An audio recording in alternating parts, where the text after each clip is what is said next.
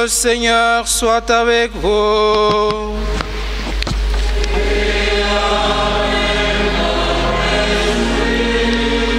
Au Noël de Jésus-Christ selon saint Matthieu.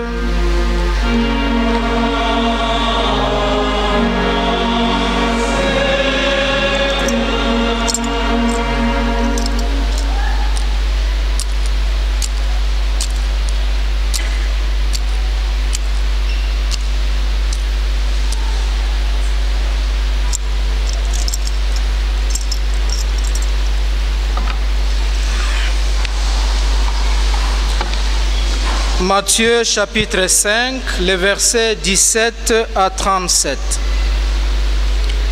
Comme les disciples s'étaient rassemblés autour de Jésus sur la montagne, il leur disait: ne pensez pas que je suis venu abolir la loi ou les prophètes. Je ne suis pas venu abolir, mais accomplir. Amen, je vous le dis, avant que le ciel et la terre disparaissent, pas une lettre, pas un seul petit trait ne disparaîtra de la loi jusqu'à ce que tout se réalise. Donc, celui qui rejettera un seul de ce petit commandement et qui enseignera aux hommes à faire ainsi sera déclaré le plus petit dans le royaume des cieux. Mais celui qui les observera et les enseignera sera déclaré grand dans le royaume des cieux. Je vous le dis en effet, si votre justice ne surpasse pas celle des scribes et des pharisiens, vous n'entrerez pas dans le royaume des cieux. Vous avez appris qu'il a été dit aux anciens: tu ne commettras pas de meurtre, et si quelqu'un commet un meurtre, il en répondra au tribunal. Eh bien, moi je vous le dis, tout homme qui se met en colère contre son frère en répondra au tribunal. Si quelqu'un insulte son frère, il en répondra au grand conseil. Si quelqu'un maudit son frère, il sera passible de la gêne de feu. Donc, lorsque tu vas présenter ton offrande sur l'autel, si là, tu te souviens que ton frère a quelque chose contre toi, laisse ton offrande là, devant l'autel. Va d'abord te réconcilier avec ton frère et ensuite viens présenter ton offrande. Accorde-toi vite avec ton adversaire pendant que tu es en chemin avec lui, pour éviter que ton adversaire ne te livre au juge, les juges aux gardes et qu'on ne te jette en prison. Amen, je te le dis, tu n'en sortiras pas avant d'avoir payé jusqu'au dernier sou. Vous avez appris qu'il a été dit: tu ne commettras pas d'adultère. Eh bien, moi je vous dis, tout homme qui regarde une femme et la désire a déjà commis l'adultère avec elle dans son cœur. Si ton œil droit entraîne ta chute, arrache-le et jette-le loin de toi. Car c'est ton intérêt de perdre un de tes membres et que ton corps tout entier ne soit pas jeté dans la géhenne. Et si ta main droite entraîne ta chute, coupe-la et jette-la loin de toi. Car c'est ton intérêt de perdre un de tes membres et que ton corps tout entier ne s'en aille pas dans la géhenne. Il a été dit encore: si quelqu'un renvoie sa femme, qu'il lui donne un acte de répudiation. Eh bien, moi je vous dis, tout homme qui renvoie sa femme, sauf en cas d'union illégitime, la pousse à l'adultère. Et si quelqu'un épouse une femme renvoyée, il est adultère. Vous avez encore appris qu'il a été dit aux anciens: tu ne feras pas de faux serments, mais tu t'acquitteras de tes serments envers le Seigneur.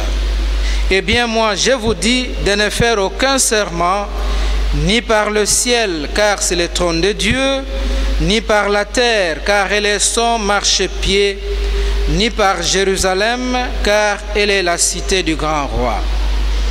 Et tu ne jureras pas non plus sur ta tête, parce que tu ne peux pas rendre un seul de tes cheveux blanc ou noir.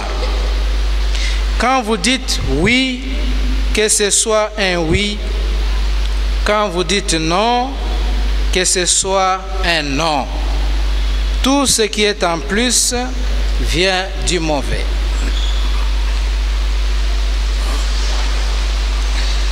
Acclamons la parole de Dieu.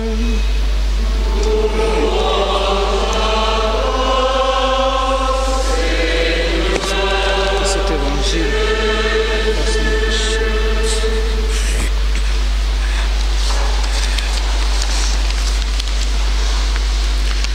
Frères et sœurs, shalom. Shalom. Je disais au début de cette célébration, aujourd'hui, nous sommes le 6e dimanche du temps ordinaire de l'année A. La liturgie de la parole d'aujourd'hui nous invite, frères et sœurs, à méditer et à réfléchir sur le réalisme de notre vie chrétienne, sur ce que signifie être chrétien aujourd'hui et en même temps comment devons-nous vivre les uns avec les autres. Autrement dit, comment vivre un bon chrétien aujourd'hui dans ce monde où règnent les antivaleurs, où il y a confusion entre le bien et le mal. Shalom. L'auteur du Siracide, dans la première lecture, est un maître qui enseigne la sagesse qui vient de Dieu, sagesse qui est concentrée dans la loi de Moïse. De ce passage, l'auteur met l'accent sur la liberté de l'homme, responsable de ses propres actions, et sur sa capacité à maîtriser ses instincts et à surmonter les tentations. Les instincts, nous en avons beaucoup, les tentations également. Et la première lecture nous révèle aussi que le péché n'est pas plus fort que l'homme, cet homme qui est sorti des mains de Dieu et a été instruit par les commandements. L'Évangile nous parle de la loi de Jésus et de la liberté intérieure. Matthieu nous présente dans l'Évangile aujourd'hui, frères et sœurs, Jésus comme le législateur d'une loi nouvelle, la loi de l'amour qui est inscrite dans le cœur de tout homme. Notons que dans cet évangile, Jésus ne nous propose pas de nouvelles règles, mais par contre, Jésus nous propose des critères pour mieux discerner le bien et le mal. Ces critères sont tous, comme nous l'avons écouté, intérieurs et exigent en même temps la conversion du cœur et l'adhésion de toute la personne avec ses pensées, ses paroles, sentiments et actions au projet de vie exprimé par l'Évangile. Frères et sœurs, Jésus n'abolit pas la loi, mais il l'apporte à son accomplissement, c'est-à-dire qu'il l'interprète d'une manière nouvelle, d'une manière originale et inattendue. En effet, dans la logique de Jésus, tout s'accomplira, mais à la lumière de Dieu. La nouvelle loi que Jésus promulgue sur la montagne à partir des béatitudes est plus exigeante, plus miséricordieuse, plus libératrice, et elle est au service du bonheur de l'homme. Jésus nous montre le chemin que nous devons emprunter chaque jour pour être heureux, pour vivre en enfant de Dieu. En réalité, frères et sœurs, le Seigneur ne cherche pas à donner de nouveaux préceptes, mais à offrir des points de référence intérieurs à partir desquels il est possible de savoir en toutes circonstances comment se comporter. Cependant, la loi de Jésus est intérieure et ne se contente pas d'une observation matérielle ou extérieure des règles comme le font les pharisiens. C'est pourquoi les chrétiens que vous êtes, les chrétiens que nous sommes, chaque chrétien doit être plus juste, comme dit Jésus, c'est-à-dire qu'il doit rechercher et accomplir la volonté de Dieu qui désire que chacun de ses enfants lui ressemble. Et dans l'Évangile, si vous avez suivi attentivement, Jésus touche certains points, des situations concrètes de notre vie. Parce que la vie aujourd'hui ne diffère pas de celle des contemporains de Jésus. Premièrement, Jésus nous parle de la violence. La violence, frères et sœurs, est le premier lieu où l'homme doit se surpasser. Comme nous le savons dans la vie de chaque jour, la violence aujourd'hui s'exprime de plusieurs manières. Nous avons la violence verbale. Il y en a, chaque fois qu'ils ouvrent la bouche, leurs paroles ressemblent à un poison, à une épée qui transperce les cœurs des autres. Et cela se vit même dans nos familles. C'est à chacun de faire l'examen de conscience. Cette violence se vit aussi sur nos routes que nous empruntons chaque jour. Pour ceux qui conduisent, vous le savez mieux que moi, en plusieurs circonstances, il y a même des personnes qui vous adressent des injures, des paroles blessantes sur la route, parce que vous avez fait passer un passager, parce que vous vous êtes arrêté pour faire passer un autre véhicule. Il y en a même qui prennent votre place, vous devancent sur la route, et quand vous voulez parler, ils vous insultent. C'est ça la situation que nous vivons aujourd'hui. Cette violence se rencontre aussi au lieu de travail. Les subalternes, combien de paroles méchantes qu'ils reçoivent de leurs responsables. Et malheureusement, des fois, c'est nous qui sommes chrétiens qui sommes à la base de cette violence. Et Jésus nous dit, la racine de la violence est dans la colère. Et donc, il faut s'arrêter non seulement avant le meurtre, mais avant toute explosion de colère qui conduit même à insulter son frère, à insulter sa sœur, à insulter sa femme, son fils, son mari. Parce que non arrêté, la violence conduit à n'importe quelle violence, même au meurtre, comme dit Jésus. Frères et sœurs, parlant donc de la violence, Jésus nous invite à savoir retenir nos pulsions intérieures. Rappelons-nous que la violence n'est pas que dans la bombe du terroriste, elle est déjà en toi. Quand tu colères intérieurement contre ceux qui ne pensent pas comme toi, Jésus nous dit, il faut te réconcilier avec ton adversaire avant de prier. Voilà pourquoi je vous inviterai chacun à faire l'examen de conscience. Nous sommes venus en cette église pour la prière, mais observez votre propre vie. Est-ce que vous êtes en harmonie avec tout le monde? J'imagine que certains parmi nous ici, même après avoir passé la nuit en famille, ne se parlent pas, se sont réveillés, ont pris la douche, chacun a pris sa route pour se retrouver ici à l'église. Jésus nous dit non. Dieu ne va pas écouter notre prière si nous ne sommes pas en harmonie avec les autres, si nous ne sommes pas en communion avec ceux avec qui nous partageons la vie, le travail, les études ou l'amitié. Shalom. Avant de venir communier aujourd'hui, faites l'examen de conscience.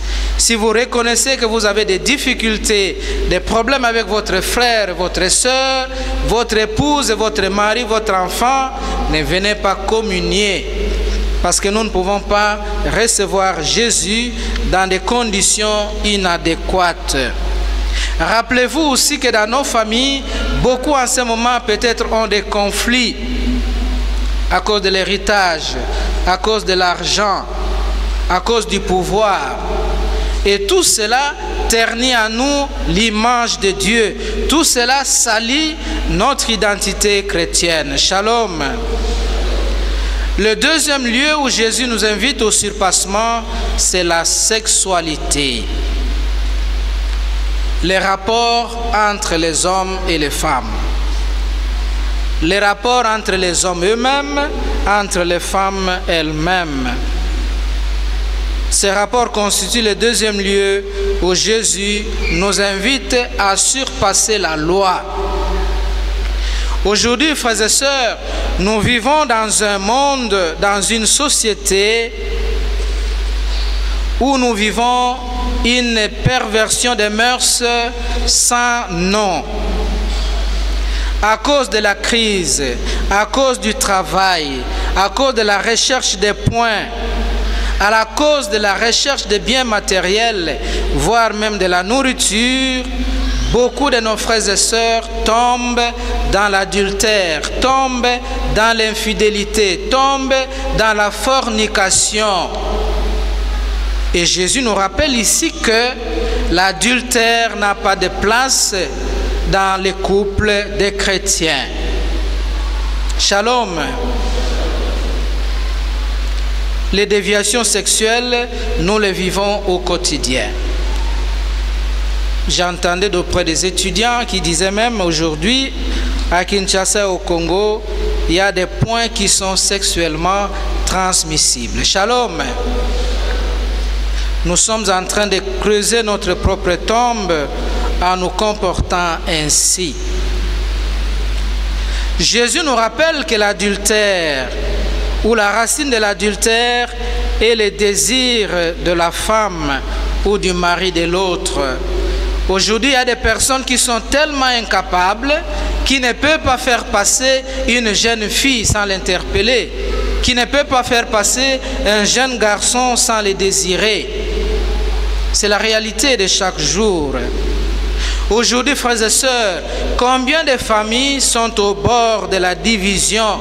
Combien de familles sont brisées à cause du manque de maîtrise par rapport à la sexualité? Les chrétiens, frères et sœurs, doivent combattre tous les mouvements intérieurs qui, au nom de la beauté, l'amènent à considérer une personne de sexe opposé comme un objet à posséder, en dehors des règles de l'amour véritable d'un couple. Jésus combat, frères et sœurs, toutes les impulsions désordonnées qui, malheureusement, utilisent la sexualité pour transformer l'amour en égoïsme. Un autre lieu où Jésus nous demande de faire attention à un surpassement, c'est la vérité. Tu ne feras pas de faux serments. Tout ce qui est en plus vient du mauvais. Oui, c'est oui, non, c'est non. Mes frères et sœurs, voilà des consignes de Jésus qui sont d'une extrême actualité. C'est tout le problème de la communication que nous avons les uns vis-à-vis des autres. Aujourd'hui, le mensonge passe comme un mot, si je peux me répéter, comme le mot de passe. Vous pouvez être à Delvaux, ici dans les transports, quelqu'un qui répond à son correspondant au téléphone, il vous dit « Je suis à Kitambo magasin » ou « Je suis à Matete », alors qu'il est ici à Delvaux. Tout cela pour donner une certaine image qui n'est pas vraie de soi autour de nous et envers les autres. Frères et sœurs, aujourd'hui, dans notre société, dans notre pays, dans notre ville, les rapports humains sont viciés de l'intérieur par la duplicité, par la combine, par les faux semblants, par la falsification, par la ruse aussi quelquefois, par le mensonge, des fois par l'information même trafiquée. Cela se passe même dans nos familles, dans nos communautés, au sein des couples. Jésus nous invite aujourd'hui à la vérité de nos dialogues, de nos conversations. Ta parole, mon frère et ma sœur, doit avoir une valeur en elle-même. Il faut dire oui quand il faut dire oui, dire non quand il faut dire non. Les parents sont invités aussi à éduquer les enfants sur cette ligne que Jésus nous trace aujourd'hui. Frères et sœurs, pour finir, tout ce que je viens de dire, c'est facile de le dire, mais c'est très difficile de le vivre. Je le sais consciemment. Le surpassement de la loi que Jésus nous propose aujourd'hui ne peut être vécu qu'avec lui-même, avec sa grâce, avec son amour. Si nous n'avons pas Jésus au centre de notre vie, si Jésus n'est pas la véritable lumière qui conduit notre vie, nous ne serons jamais à mesure de vivre ce dépassement de la loi. Nous ne serons jamais à mesure de mettre en application les recommandations que Jésus nous donne dans l'Évangile.